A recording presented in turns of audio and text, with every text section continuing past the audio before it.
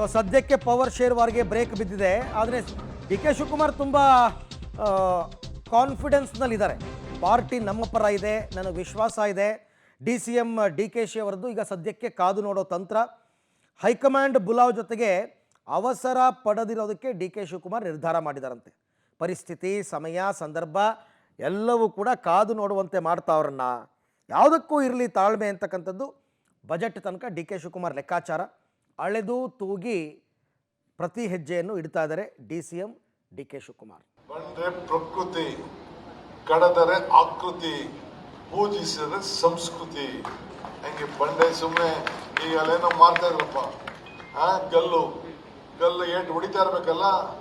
ಈ ಚಿನ್ನನ ಕಾಯಿಸಿ ಅದ್ಯಾರೋ ಒಬ್ಬ ಜ್ಯುವೆಲರಿ ಅಂಗಡಿ ಇಟ್ಟಿದೆ ಹೆಣ್ಮಗಳು. ಏನ್ರಲ್ಲಿ ಮಾಡೋದು, ಚಿನ್ನದಲ್ಲಿ ಮಾಡೋದು, ಬೆಳ್ಳಿಲಿ ಮಾಡೋದು, ಕಬ್ಬಿಣದಲ್ಲಿ ಮಾಡೋದು, ಏನ್ರಲ್ಲೂ. ಸೊ ಅದನ್ನೆಲ್ಲ ಕಾಯಿಸ್ಬೇಕಲ್ಲ. ಆ ಕಾಯಿಸ್ಬೇಕಾದ್ರೆ ಜ್ಯುವೆಲರಿಗೆ ಎಷ್ಟು ಏಟು ಬಿತ್ತು, ಎಂತ ಶಾಖ ಬಿತ್ತು. ಸೊ ಹಂಗೆ ಈ ಕಬ್ಬಿಣದಲ್ಲೇ ಮಾಡಿರ್ಬೋದಪ್ಪ.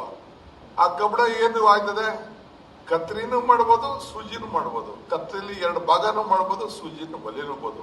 ಹಂಗೆ ನಿಮ್ಮ ಲೈಫಲ್ಲೂ ಕೂಡ you can divide people or you can unite people. So ಹಂಗೆ ಇವೆಲ್ಲ ಕೂಡ ಪ್ರತಿಯೊಂದು ವಸ್ತುರಲ್ಲೂ ಎಲ್ಲರೂ ಉಪಯೋಗ ಬರ್ತದೆ.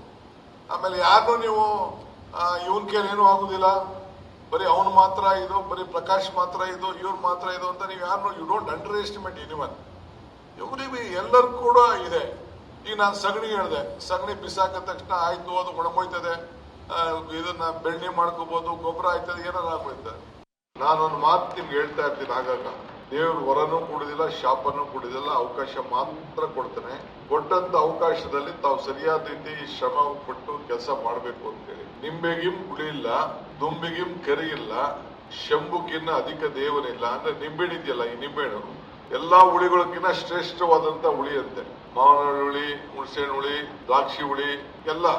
ಸೊ ಅದು ಊಟಕ್ಕೂ ಉಪಯೋಗಿಸ್ಬೋದು, ಉಪ್ಪಿನಕಾಯಿಗೂ ಉಪಯೋಗಿಸ್ಬೋದು, ದೃಷ್ಟಿ ತೆಗಿಯಕ್ಕೂ ಉಪಯೋಗಿಸ್ಬೋದು, ಪೂಜೆಗೂ ಉಪಯೋಗಿಸ್ಬೋದು, ಯಾವ್ದಕ್ ಬೇಕಾದ್ರೂ ಉಪಯೋಗಿಸ್ಬೋದು. ದೊಂಬಿಗಿಂ ಕರಿ ಇಲ್ಲ, ಕಪ್ಪಿದೆಯಲ್ಲ, ಈ ಮೈಕಲ್ ಕೂರಿದೆ, ಬಟ್ಟೆಲಿದೆ, ಕೂರ್ನಲ್ಲಿದೆ, ಎಲ್ಲದೂ ಕಪ್ಪಿದೆಯಲ್ಲ, ಇದು ಗ್ಲಾಸ್ ಹೊಡೆದಾಗ ಹೊಡಿತಾ ಇರ್ತದಂತೆ ಹಳ್ಳಿಲಿ. ಡಿ ಕೆ ಶಿವಕುಮಾರ್ ಅವರು ಕಂಪ್ಲೀಟ್ ವೇದಾಂತಿ ಅಂತೆ ಮಾತನಾಡಿದ್ದಾರೆ. ಅವರ ಇತ್ತೀಚೆಗೆಲ್ಲ ತುಂಬ ಆ ಥರ ಮಾತನಾಡೋದು ಜಾಸ್ತಿ ಆಗಿದೆ. ಕೆಲವು ಪ್ರಾವರ್ಬ್ಗಳನ್ನ, ಕೆಲವು ಕೋಟ್ಗಳನ್ನ ಮಾಡೋದು ಸ್ಪೆಸಿಫಿಕ್ ಆಗಿ. ಆ ಮಾತನ್ನು ಬೇರೆ ಬೇರೆ ರೀತಿಯಲ್ಲೂ ಜನ ಅರ್ಥ ಮಾಡ್ಕೋಬಹುದು, ಮಾರ್ಮಿಕವಾಗೂ ಕೂಡ ಅರ್ಥ ಮಾಡ್ಕೋಬಹುದು. ಆ ರೀತಿ ಮಾತಾಡ್ತಾ ಇದ್ದಾರೆ. ಯಾವುದನ್ನು ಕೂಡ ಡೈರೆಕ್ಟಾಗಿ ಮಾತಾಡ್ತಾ ಇಲ್ಲ. ಬಟ್ ನಿನ್ನೆಯ ಕಾರ್ಯಕ್ರಮದಲ್ಲಿ ಉದ್ಯಮಿ ಒಕ್ಕಲಿಗ ಕಾರ್ಯಕ್ರಮ ಅಂತ, ಆ ಕಾರ್ಯಕ್ರಮದಲ್ಲಿ ಅವ್ರು ಹೇಳಿದ್ದಾರೆ, ಪಾರ್ಟಿ ವಿಚಾರ ಮಾತಾಡಿದ್ದಾರೆ. ನಾನು ಕೂಡ ತಿಂದುನೇ ಈ ರೀತಿ ಆಗಿರೋದು, ಬಟ್ ಪಕ್ಷ ನಮ್ಮ ಕೈ ಬಿಡಲ್ಲ ಅನ್ನೋ ವಿಶ್ವಾಸ ಇದೆ ಅಂತ ಹೇಳಿದ್ದಾರೆ. Let's wait.